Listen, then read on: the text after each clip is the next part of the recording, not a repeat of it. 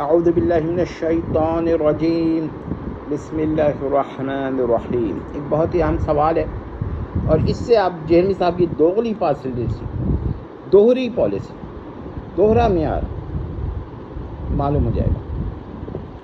ان کا معیار اکہرا نہیں ہے، ان کا معیار دوہرا ہے، بار بار کہہ چکا ہوں. اب میں ایک سوال کرتا ہوں، تمام ڈسائپلس اینڈ اسٹوڈنٹس آف جہلمی سے گزارش ہے یہ سوال جہلمی صاحب سے پوچھیں اور جو بھی جواب جہلمی صاحب دیں اس کو کریٹیکلی دیکھیں. یہ نہیں کہ جہلمی صاحب نے جواب دے دیا تو صحیح ہوگا، کوئی ضروری نہیں ہے کہ صحیح ہو.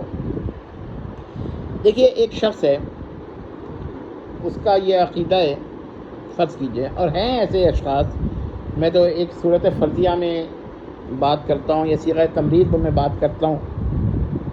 پولائٹ وے یہی ہے. وہ جہلمی صاحب جو ہے نا کہ وہ جو کرخت لہجہ، سخت لہجہ استعمال کرتے ہیں، ہم تو ویسے نہیں ہیں نا. ہماری تربیت ایسی نہیں ہے جیسی جہلمی صاحب کی ارشد صاحب نے فرمائی ہے.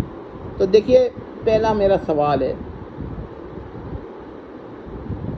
کہ ایک شخص ہے جس کا یہ عقیدہ ہے کہ اہل البیت جو ہیں وہ غیر اللہ نہیں ہیں،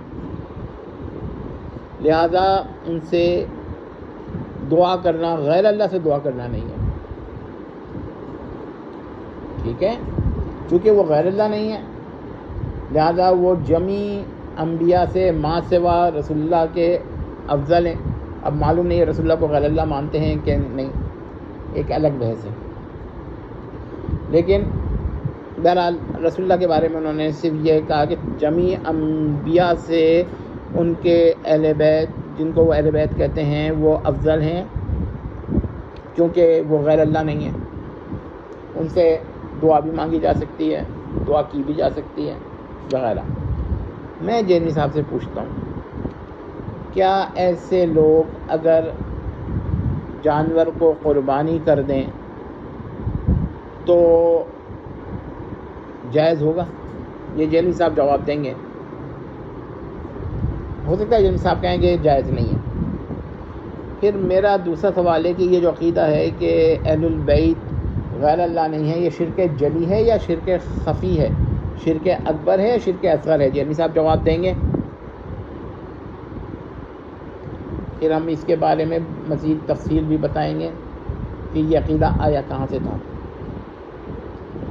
تیسرا کہ جہلمی صاحب کے ڈسائپلس اور اسٹوڈنٹس میں جو خواتین ہیں، اگر وہ کسی ایسے شخص سے نکاح کرنا چاہیں جس کا یہ عقیدہ ہو، جو مرد ہو مگر اس عقیدے پر ہو، تو کیا اسے نکاح ہو جائے گا جہلمی صاحب کے نزدیک؟ چوتھی صورت سوال کہ اگر جہلمی صاحب کا ڈسائپلس اور اسٹوڈنٹس میں کوئی مرد ایسی خاتون سے نکاح کرنا چاہیں جن کے یہ عقائد ہوں، تو کیا نکاح ہو جائے گا جہلمی صاحب کے نزدیک؟ جواب دینا پڑے گا جہلمی صاحب کو.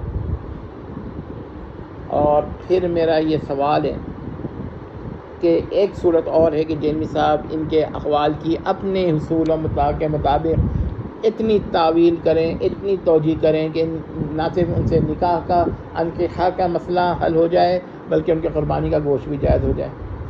دیکھیں جہلمی صاحب کون سی شق استعمال کرتے ہیں اور پھر میں دیکھیں گے کہ جہلمی صاحب کے معیار اکہرا ہے یا دوہرا ہے. امید کرتے ہیں کہ آپ کو مسئلہ سمجھ میں آ گیا ہوگا. ہاں، اگر جہلمی صاحب نے کسی ایسے شخص کے پیچھے نماز پڑھی ہے، ان کے یہ عقائد ہیں، تو کیا جہلمی صاحب کو جب معلوم ہوا کہ ان کی یہ عقائد ہے نماز دہرائی یا نہیں دہرائی؟ اور اگر ان کو عقائد کو جہلمی صاحب جو ہیں اس کی شرک اکبر قرار دیتے ہیں تو پھر یہ بتائیں کہ منی گاڈ ماننا صرف اسی لیے شرک اصغر ہو گیا کہ اس کا لیے صرف منی لکھا ہوا ہے؟